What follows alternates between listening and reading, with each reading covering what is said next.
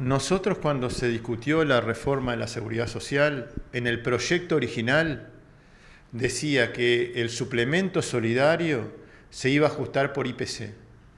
Hicimos un informe con rigurosidad técnica, un informe que tenía una proyección, una simulación, de que si ocurría eso, si se aumentaba por IPC, en el largo plazo el suplemento solidario se iba a licuar y iba a haber una rebaja en el monto de las futuras jubilaciones. ¿Por qué? Porque al tener un suplemento solidario que cada vez representaba menos en el total de la jubilación, eso hacía como parte, como un componente que es parte de la jubilación, iba a hacer que las futuras jubilaciones fueran más peores que las que hoy tenemos, para que la gente lo entienda. Entonces, insistimos tanto y denunciamos tanto ese tema, que finalmente los partidos políticos llegaron a un acuerdo y dijeron, bueno, vamos a hacer, en la ley vamos a poner que el suplemento solidario se puede ajustar por IPC más menos 20% o por índice medio de salario más 20%, ¿no? De esa manera, lo que nos dijeron, esto queda librado al gobierno, a cada gobierno, de acuerdo a su saber y entender. Muy bien. Esa fue como una solución salomónica para decir, bueno, nosotros queríamos que dijera IPC. Como los trabajadores dicen que con eso vamos a rebajar las jubilaciones, bueno, dejamos abierta la posibilidad de que también sea por índice medio de salario. ¿Qué ocurrió en las dos oportunidades donde se ajustó el suplemento solidario en esta administración? Hace un año se aplicó el IPC. Ahora se aplica nuevamente el IPC. Entonces, con esto se confirma que el gobierno tiene una política que apunta a bajar el valor de las futuras jubilaciones. Y era lo que decíamos cuando discutíamos la reforma jubilatoria. El gobierno eligió ahorrar con los que más necesitan, eligió ahorrar con los jubilados. Eligió tratar de que ese suplemento solidario tenga un peso relativo inferior para poder bajar las jubilaciones en el largo plazo. Y estos dos ajustes por IPC confirman eso. Entonces, seguramente ahora hay elecciones, la gente va a elegir y nos parece importante que la gente sepa esto. Porque si la política que se va a llevar adelante, de aquí en adelante, para ajustar aspecto de la jubilación, va a seguir por IPC, las jubilaciones en el futuro van a ser mucho más bajas. Entonces, estamos explicándolo, hicimos en las redes sociales una publicación también. El ministro de Trabajo dice que él no firmó el decreto, que él no, como que se desvincula de esto, pero es el ministro de Trabajo y Seguridad Social, y cuando nosotros hicimos este pronóstico, dijo que nosotros no estábamos diciendo la verdad, que nosotros mentíamos. Entonces, en aquel momento representaba al gobierno y nos dijo eso, y ahora no representa al gobierno. ¿Cómo es?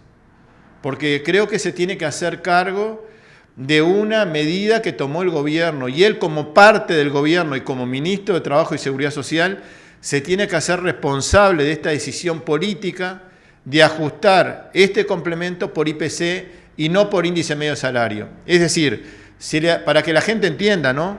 Al suplemento solidario se le aplicó el 5% en lugar de aplicarle el 8,68 que era el índice medio de salario. Bueno, en cuanto al mercado laboral y siguiendo la situación que viven los departamentos de frontera, entre ellos Paysandú, ¿qué es lo que se está viendo hoy de acuerdo a los números que ustedes tienen? ¿Ha habido una mejora? ¿Estamos estancados? ¿Qué es lo que representan estos números? Sobre este tema ha habido, mucha información en los últimos días, y lo que hacen las autoridades es hacer una evaluación cuantitativa. O sea, ellos dicen, antes había tanto, ahora hay tanto. Pero hay que analizar esto no con una variable. Por ejemplo, no hay que analizarlo cuántos puestos cotizantes había antes y cuánto hay ahora. Primero, uno puede comparar con el 2019, pero puede comparar con el 2015, donde fue el punto más alto de cotizantes. Entonces, según cómo compare, es la conclusión a la que llego, mejor dicho, ¿no? Por ejemplo, en el 2019, en el 2020, veníamos de un enlentecimiento en cuanto al crecimiento del Producto Bruto Interno que generó la pérdida de 60.000 puestos de trabajo en cuestión de un año y medio, 2. Entonces, comparar con ese momento es una cosa, y compararlo, por ejemplo, con el 2015, cuando fue el momento que hubo más puestos cotizantes en el BPS, seguramente el resultado va a ser otro. Entonces, el hecho de hacer una evaluación cuantitativa tiene riesgo y puede tener sesgo para llegar a una conclusión. Nosotros decimos que independientemente de eso, que es válido porque cada uno hace el análisis que entiende conveniente, lo que hay que analizar en el mercado de trabajo son los resultados desde el punto de vista cuantitativo. O sea, cualitativo, perdón. ¿Por qué? Porque hay que ver si ese puesto cotizante que hay hoy es de la misma calidad que tenía ese trabajador antes de la pandemia. Porque hoy tenemos más de 2.000 puestos cotizantes que son jornales solidarios y se toman como un puesto cotizante. Entonces, y ese puesto cotizante es de menos calidad que el que había antes de la pandemia, porque son trabajadores que trabajan 15 días, que cobran 12, 13.000 pesos, que tienen condiciones de trabajo muy precarias. Entonces, hay que analizar no un indicador en forma aislada, sino integralmente. Por ejemplo, ¿cómo está acá en Paysandú el desempleo de los jóvenes? Bueno, tenemos 2.500 jóvenes menores de 25 años que no tienen trabajo. Esto representa para Paysandú casi un 33% de desocupación en ese grupo etario. Tenemos en Paysandú además 6.500 personas que están sin trabajo, que son 6.500 familias.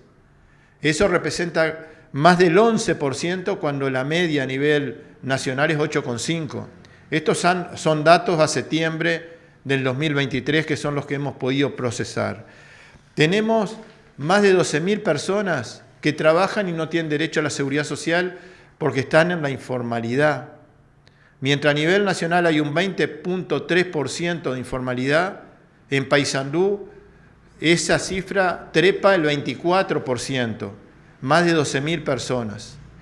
Y además, si observamos, hay más mujeres desempleadas, hay más jóvenes desempleados, y los que están ocupados, el 45% de las personas que están ocupadas ganan menos de 25.000 pesos.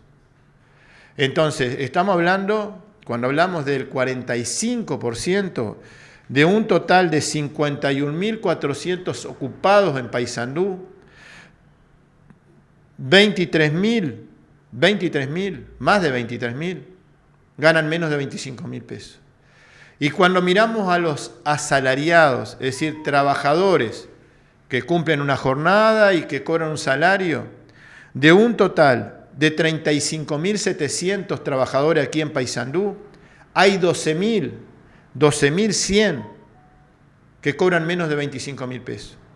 Pensemos en esos trabajadores, en esas personas ocupadas, que tienen que pagar el alquiler, que tienen que pagar la luz, el agua, o si no, que están pagando la cuota de la casa y que además tienen que hacer frente a la alimentación, a la educación de los hijos, a una cantidad de... Bueno, ¿qué voy a decirle yo a la gente? Lo que cuesta, digamos, hacer frente a todas esas necesidades básicas mínimas. Con 25.000 pesos o menos de 25.000 pesos, es imposible que una familia pueda atender esas necesidades. Venimos a aportar toda esta información porque creo que cuanto más información haya, la gente está en mejores condiciones de analizar la realidad y de poder sacar sus propias conclusiones. Porque el mensaje que hay de las autoridades es que está todo bien. El mensaje es que hay un crecimiento de la economía, que la economía se está recuperando y que el mercado de trabajo también se está recuperando.